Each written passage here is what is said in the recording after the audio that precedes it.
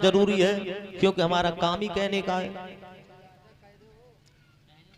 आज के संसार में मैंने देखा है, सुखी तो खैर कोई है ही नहीं, लेकिन मैंने यह भी देखा है हर प्राणी अपने दुख से दुखी नहीं है, लेकिन दूसरे के सुख से ज्यादा दुखी है। आदमी के पास चाहे कितनी भी गरीबी हो, लेकिन उसे कष्ट नहीं होता है। कष्ट जब होता है जब सामने वाले को अपने ऊपर जाते हुए देखता है। किसी ने मेहनत की, मकान बना लिया, धन दौलत को इकट्ठा कर लिया, लेकिन जो गरीब है वो सोच रहा है ये मुझसे बहुत आगे हो गया है। तो मैं बताने के लिए जा रहा हूं, संसार में अपने दुख से दुखी नहीं है, हर प्राणी दूसरे के सुख से ज्यादा दुखी है।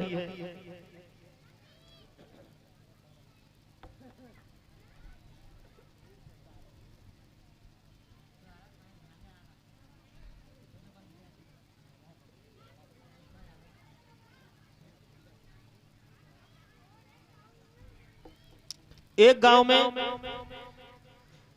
पति पत्नी रहते थे और दोनों ही किसान थे। तो किसान देवता एक दिन हल लेकर के गए और खेतों में हल चला रहे थे। भोले बाबा मैया पार्वती को लेकर के भ्रमण करने के लिए जा रहे थे। भोले बाबा ने देखा है किसान अपने खेत में हल चला रहा है। पार्वती से कहा, पार्वती थोड़ी देर आप यहाँ पर बैठिए, मैं किसान के पास जाता हूँ, मुझे भूख लगी है और इसके पास जो भोजन आया होगा उसमें से थोड़ा बहुत खा करके मैं अपने पेट को भर लूंगा। भोले बाबा किसान देवता के पास गए तो किसान देवता के गत्ते के टिपन में रोटी बन के आई। और जब खानो बन के आओ तो भोले बाबा ने विचार करने के बाद में जब चले तो किसान देवता ने एक बात सोची, मुझे ऐसा लगता है जी कोई ढोंगी आ रहा है और हो सकता है ये भूखा हो, प्यासा हो, आकर के मुझसे भोजन मांगे। बने का काम करो, कटोदान में जो रोटी रखी आती लई सुसग में तो झूठी कर करके उतरती हुआ कटोदान में और झूठी करके रख दई। बामत भगवानी कृपा कैसे 2 रोटी बच गई। भोले बाबा गए किसान तक, किसान भैया बहुत दूर से आए हैं, हमें भूख लगी है, हमें भोजन खिलवा दो। किसान देवता कहने लगा, महात्मा आप भोजन के लिए आए हो, लेकिन मेरा भोजन सारा झूठा है। भोले बाबा ने कि अगर तेरा भोजन झूठा है तो मुझे खोल करके दिखा दे। श्रोता बंधुओं, वह किसान ने सगरो कटोदान उठाए कि जब उल्टो करो तो वहां में 2 रोटी जो झूठी होने से बच गई थी, वो 2 रोटी भोले बाबा ने कही किसान से, और किसान तू तो झूठ बोलता है, जहां में 2 रोटी बच गई हैं, इनको मैं खा करके अपना पेट भर लूंगा। भोले बाबा ने वो 2 रोटी खा ली। जवाब दिया है तू मुझसे वरदान मांग ले। किसान देवता कहने लगा भोले बाबा से, अगर मुझे वरदान देना चाहते हो तो मुझे ऐसा वरदान दे दो कि मैं कभी जीवन में मरूं ही नहीं। और ऐसा हो नहीं सकता है, जिसने जन्म लिया है उसका मरण होना अत्यावश्यक है। किसान देवता ने कहा है मुझे ऐसा वरदान दे दीजिए कि मैं दुनिया में कभी मरूं नहीं। भोले बाबा ने कह दिया है मास तो ऐसा ही होगा। अब किसान की जो पत्नी बैठी रहे, भोले बाबा से मैया पार्वती ने कही, भोले बाबा तुमन तो किसान के हाथ की रोटी खाई ली, लेकिन जा किसान की पत्नी जाते 2 बातें हम करके देख ले। बोले कर लो। मैया पार्वती कहने लगी तुम्हारे पति ने तो वरदान मांग लिया, आप वरदान मांग लीजिए। किसान की पत्नी कहने लगी मुझे कुछ वरदान नहीं चाहिए, मुझे तो तुम्हारा आशीर्वाद चाहिए।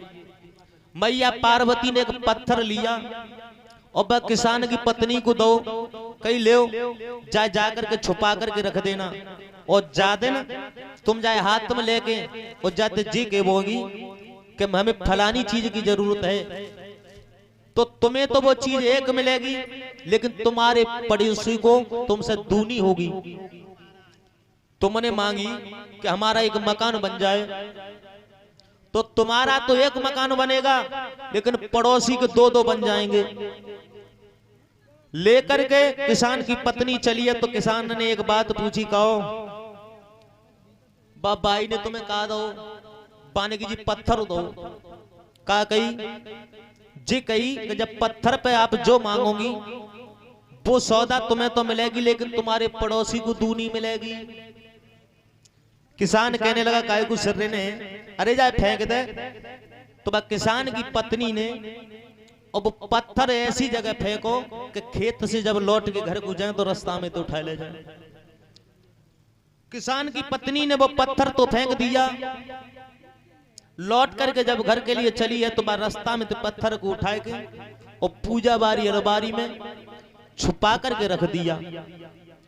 अब किसान देवता दिन पे दिन गरीब होते जा रहे हैं। शाम को भोजन मिल जाता है, सुबह की पता नहीं भोजन मिले न मिले। गरीबी आ गई तो किसान की पत्नी कहने लगी किसान देवता से, पति महाराज कहीं नौकरी कर लाओ, नोएडा दिल्ली चले जाओ, और कहूं न मिले तो अलीगढ़ ताले वाली फैक्ट्री में चले जाओ। किसान देवता जब नौकरी के लिए चले गए, एक दिन किसान की पत्नी ने कही कि जो हमें पत्थर दे के गई है लावा की आजमाइशी कर ले। किसान की पत्नी ने पत्थर को हाथ में लिया है और कहने लगी, हे पत्थर देवता, मेरे ऊपर बहुत गरीबी है, मेरा एक सुंदर सा मकान बन जाए। इतनी कह के वो पत्थर पूजा वाली अलमारी में रख दो। अब किसान की पत्नी ने इतनी बात कह करके पत्थर तो रख दिया, लेकिन उनको एक मकान सुंदर सा बन गया। और उनको तो सुंदर सो एक मकान बनो और पड़ोसी के बन गए दुत्ते। जरा गौर करना, मैं बताने के लिए जा रहा हूं, संसार में हर प्राणी अपने दुख से दुखी नहीं है, दूसरे के सुख से ज्यादा दुखी है। जब उनको एक मकान बनो, पड़ोसी के दुई दुई बन गए। कछु दिना के बाद में किसान देवता घर लौट करके आए, अपनी पत्नी से पूछा, कहा है इतनी माया कहां थे आई, सुंदर सी हवेली बनी ठाड़ी है और तुझे नई नई चुनरिया पैरे बैठी है, कहां से आओ जी पैसा। पत्नी कहने लगी, तुम्हें नहीं मालूम, जो हमें बाई पत्थर दे करके गई थी, एक दिन मैंने विचार किया इस पत्थर की आजमाइश करके देखें, तो मैंने कहा था इस पत्थर से कि मेरा एक मकान बन जाए। लेकिन पति महाराज हम आओ तो एक बनो, पड़ोसी के दुत्ते बन गए। किसान ने की अच्छा, किसान ने हाथ में पत्थर लो, बाने की ये पत्थर महाराज मेरे घर के आगे एक खाई खुद जाए। अब्बा के घर के आगे तो एक खाई खुदी, पड़ोसी के घर के आगे दुत्ते खुद गई। जो आवे सो खाई में गिरे, जो आवे सो खाई में गिरे। मतलब पूरा गांव खत्म हो गया। किसान की पत्नी मर गई, आप बचे अकेली।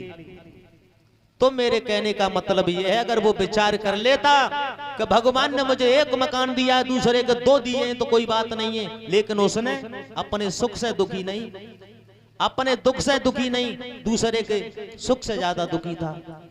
तो कहने का मतलब यह है, भोले बाबा का वरदान पूरा हुआ, पूरे गांव में वही किसान बचा, पूरा गांव खत्म हो गया।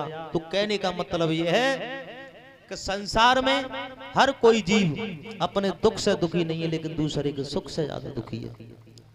बोलिए वृंदावन बिहारी लाल की।